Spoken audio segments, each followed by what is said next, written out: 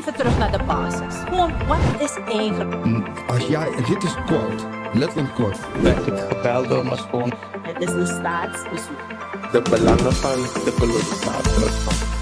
Kulturu Open Mic. Uw verhaal vertellen? Bel of app naar 858-8943. Tot dan. Aan de kijkers van Kulturu TV, binnen- en buitenland, ik heet u van harte welkom. Na een lange tijd weer met meneer Desai Chakachu. Nou, en ik zou neer makkelijk naar Kulturu TV en ook toe in een restaurant. En deze meneer is heel bijzonder. Meneer Desai, een laatste interview zou u doen. U bent gegroeid. U als jonge politicus, zal ik zeggen. U bent gegroeid. Maar voor begin naar politiek, wat is het dat een samenwerking die go naar NDP, naar alle regering, ook toe, of partijen, ook toe ABO? Kijk, ten eerste een goede dag naar alle kijkers en luisteraars van Suriname en natuurlijk Kulturu TV. Kijk, qua de samenwerking, kijk, het is een samenwerking wat tot stand is gekomen, dus het is niet van tevoren bepaald. Dus het is, de partijleiders hebben met elkaar gesproken en gekeken welke verschillende meningen bij elkaar komen. En dat hebben ze nu dus in dit geval goed gedaan. En nu gaan ze richting het beleid voeren. Het uitvoeren van wat ze hebben afgesproken. En vanuit daar gaan we nu met z'n allen eigenlijk kijken van... ze hebben een opstelling, maar gaat dat ook zo zich uitspelen in de wedstrijd? Ja. U bent natuurlijk jong en heel veel jongeren zien u op bepaalde posities binnen de maatschappij. Heeft u zelf een voorkeur? Nou kijk, op dit moment heb ik niet echt een voorkeur. Kijk, ik zou graag jongeren willen supporten en motiveren, want dat is belangrijk. Surinamers hebben jonge mensen nodig die ook andere jongeren supporten en kijken waar ze mee kunnen trekken in een bepaalde flow. En kijk, het is lastig om te gaan zeggen van ik wil dit doen, ik wil dat doen. Kijk, je hoopt maar gewoon dat je op een positie komt waarmee je anderen kan ondersteunen. Dat is het waar je op hoopt. En zo'n positie dus, waar gaat u zo'n positie vinden? Heeft u niets in mind waar u zegt van nee, ik zou misschien daar goed zijn of daar goed zijn om de jongeren dus beter te kunnen helpen? Kijk, wanneer je iets zegt, dan gaat de ene zeggen van nou kijk, hij wil daarheen. Of kijk, wanneer je dit zegt, dan wil hij daarheen. Maar ik denk dat het beste wat je kan doen is gewoon afwachten. Ja.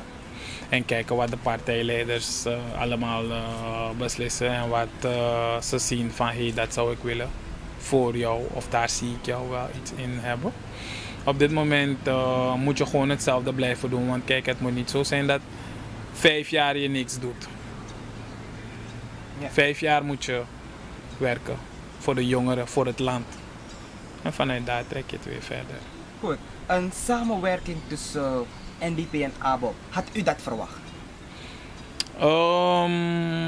Iedereen kan met elkaar samenwerken. Iedereen natuurlijk. Iedereen kan met elkaar samenwerken. Maar je moet alleen maar de punten vinden waarin de een vindt van hey, dit kan niet en de ander vindt van hey, dit kan niet. En dat ga je samenvoegen toch. En dat ga je kijken van hiermee ga ik het wel kunnen doen of hiermee kan ik het voor de ander wel een beetje doen. En dat is gebeurd. En kijk, ik ben er heel blij mee. Dat, weet je, iedereen heeft zijn eigen mening, zijn eigen verschillen. En dat is nu dus gebeurd. Ze hebben hun verschillen allemaal aan de kant gelegd of juist bijgelegd. En hebben ze elkaar gevonden. En Suriname wint in ieder geval. Okay. U bent nu vrijwel bekend in de politieke arena. Wat bent u van plan dus nu verder te doen? U heeft zo'n beetje bekendheid. Wilt u nu focussen op wat dieper in de politiek gaan? Karkong? Kijk, ik zal sowieso wel dieper in de politiek moeten. Ook al wil ik niet. Kijk, het is waar ik me in kan bewegen, waar ik me veilig voel, waar ik me gewoon op mijn sas voel. Weet je, het is iets wat ik ook, de richting waar ik in heb gestudeerd. En dus ik vind wel dat ik verplicht ben om daarin te blijven move en te kijken wat ik eruit kan halen. Ik ga niet zeggen van dat ik verplicht ben dat ik de politiek nodig heb om te kunnen bewegen in het land. Nee, maar weet je, als je mensen wilt helpen, gaat dat meestal via de politiek. En vanuit daar kan je zelf kijken wat er nog meer mogelijk is. Goed, meneer Desai, u wil de jongeren zo graag helpen. Maar weet u intussen al het grootste probleem waarmee de jongeren kampen? Als ik persoonlijk zou zeggen naar waarmee de jongeren een beetje fluisteren, is het toch wel altijd scholing, werk, veiligheid. Veiligheid begint nu wel een beetje in het geding te komen, want je ziet dat er heel veel dingen zijn qua veiligheid. Maar scholing vooral en werk. Dus iemand heeft een juiste opleiding nodig en vervolgens de juiste scholing. De juiste werkgever die daarbij past. En daar gaat soms iets in mis. Iemand is bijvoorbeeld, heeft een bachelor, maar die kan niet de juiste bedrijf vinden waarmee die verder kan trekken. Meneer Desai, u had het daar net over scholing. Er zijn veel drop-outs, jongeren die hun school verlaten om te gaan werken. Want ze zeggen als ze naar school moeten gaan, moeten ze hun geld dus uitgeven aan bus en zo en dan hebben ze niet te eten.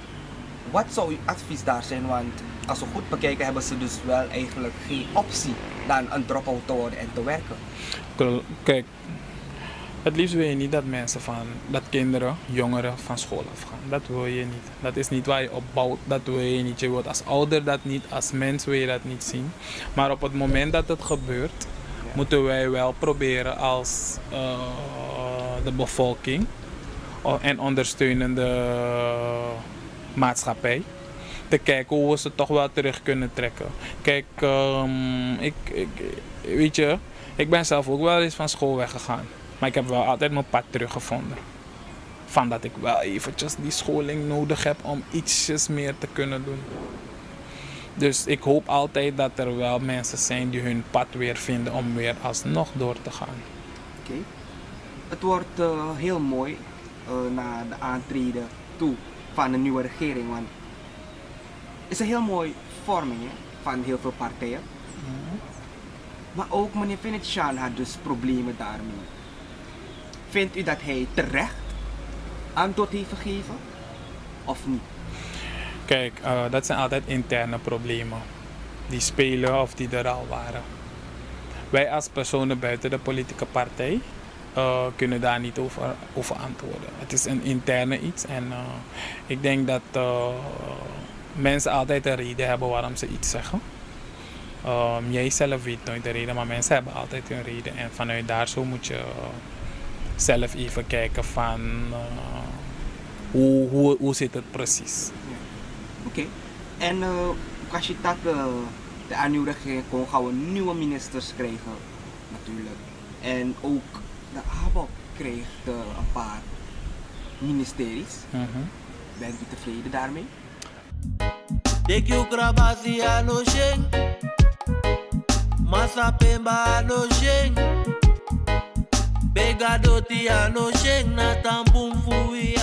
Ja, toch wel. Want ik moet zeggen van wij zijn een partij die vrijwel altijd in de regering zit.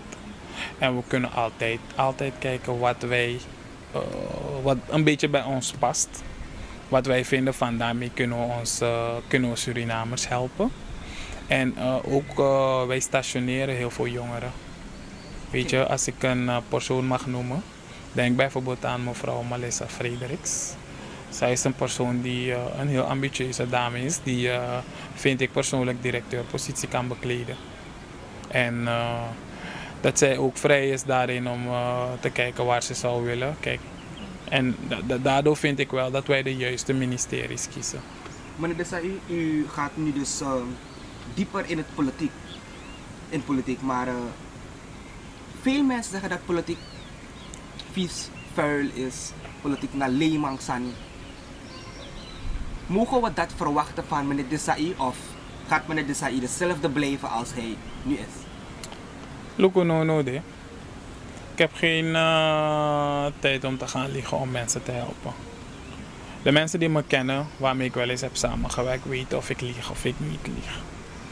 Op het moment dat je liegt, wanneer je in een positie bent, je gaat het niet stand kunnen houden. Kijk, ik loop liever in de waarheid dan dat ik leef in een leugen. Zo simpel is het, maar het moet natuurlijk altijd nog gedaan worden, gepraktiseerd worden. Oké. Dus, dat de laatste tijden er heel veel beroepingen hebben plaatsgevonden. Ook daarvoor was veiligheid heel erg gedropt. Waaraan ligt het precies? Ligt het aan de mensen die dus op de posities zijn geplaatst? Ligt het aan de equipment die de politie niet heeft? Waaraan ligt het? Kijk, we moeten wel zeggen dat het ministerie zelf wel altijd bezig is. Kijk, onlangs hebben ze een vergadering gehouden met de verschillende veiligheidseenheden, sectoren. En dan zie je dat ze er toch wel mee bezig zijn, want ze luisteren ook naar wat het volk zegt van het is eventjes. Dus ze zijn er wel mee bezig, maar veiligheid is een heel moeilijk ding. Veiligheid is een complexe orgaan binnen het land. Want waar je denkt van daar is veilig, gebeurt er achter je rug om weer iets. Dan moet je weer daar omschakelen. Het is steeds omschakelen. En kijk, als ik kijk naar de minister werkt eraan. Dat weet ik wel in ieder geval, hij werkt eraan. Dus daarmee kunnen we het zeggen van er worden dingen eraan gedaan, maar het is een complexe ding. Want wanneer je zegt justitie en politie, het zijn twee verschillende dingen. Het is niet één ding. Mensen denken altijd dat justitie en politie één ministerie is. Het is één ministerie, maar het zijn twee verschillende dingen. Justitie en de eenheden van de verschillende sectoren die vallen onder veiligheid, zeg maar. Dat zijn complexe dingen. Dus zelf, kijk, ik zit daar niet bij. Dus ik kan ook niet veel vertellen over de ministerie. Ja. Yes, meneer Desai, heeft u ook geregistreerd voor de RTI? Royalties voor iedereen? Op dit moment niet. Ik zeg niet dat ik het in de toekomst niet ga doen. Maar op dit moment heb ik me daar niet voor geregistreerd. En ik dacht er ook niet echt per se aan. Maar het kan natuurlijk altijd veranderen dat ik het alsnog doe. En meneer Desai, tenslotte, u moeft veel in politiek. U bouwt u zelf op, eigenlijk in de politiek. Kunnen we verwachten dat meneer Desai 2030, verkiezing 2030 op de lijst zal komen? 2030 zou ik op de lijst willen komen op het moment dat het volk me daarvoor vraagt. Als er een aanhang is die zegt van we willen deze jonge man op een lijst zien, dan zal ik me daar beschikbaar voor stellen. Maar op dit moment, ik vind je moet eerst een track record hebben. Je moet veel bagage hebben. Ik vind niet dat je de politiek in moet gaan terwijl je nog niks hebt gedaan. Dat je ook op leidraad hebt, dat je ook op een lijst hebt, kiezen een paar stemmen. Als je in dat mino aan tikkie. Dus ik wacht nog rustig af. Ik hoor altijd signalen, maar ik wacht nog eventjes om te kijken hoe en wat. Inderdaad, het zijn mooie 5 jaar, dus je hebt genoeg tijd om te werken daaraan. Hè? Rocco moest Rocco. Precies. Meneer Desai, natuurlijk was het weer leuk om u te krijgen op Kulturu TV. Ik heb gesproken tot u. We zien u graag weer terug in de toekomst. If la trouw ik ba. Het maakt nou niet uit. Maar we zien u zeker weer terug. Oké. Dank u wel, meneer Desai. U ook bedankt, Kulturu TV. En ook aan de kijkers van Kulturu TV. Ik dank u voor het kijken naar meneer Desai Chakachu. Een jonge politicus die binnenkort denkt op de lijst te komen staan. En we hopen het. We gaan altijd voor een goede, toch, meneer Desai? Ja, nou dat is waar. Zeker. Kijkers, Krishna Lakpart van Kulturu TV. Ik dank je voor het kijken en ik wens je een fijne dag verder. Zorgen moet je doen, niet maken. Zorg is persoonlijk. Onze jongste patiënten krijgen daarom bij de huisartsenspoedpost ook een persoonlijke behandeling. Onze artsen zijn zeer bekwaam in het opvangen en behandelen van uw kind. Huisartsenspoedpost Suriname. Uw zorg is onze zorg.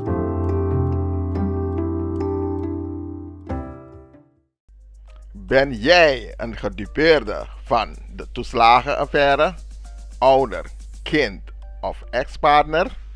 Ga dan naar stichtingherstel.nl. Herstel met dubbel L. Met Stichting Herstel kom je er wel.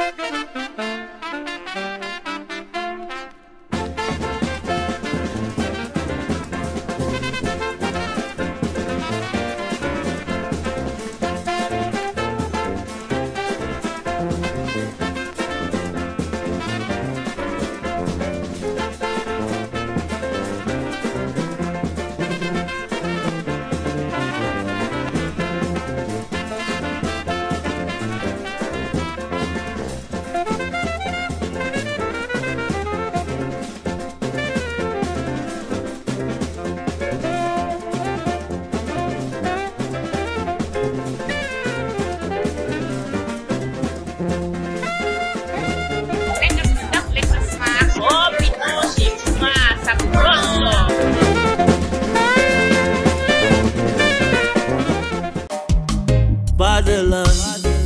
Suriname is mijn vaderland, yeah. Vaderland.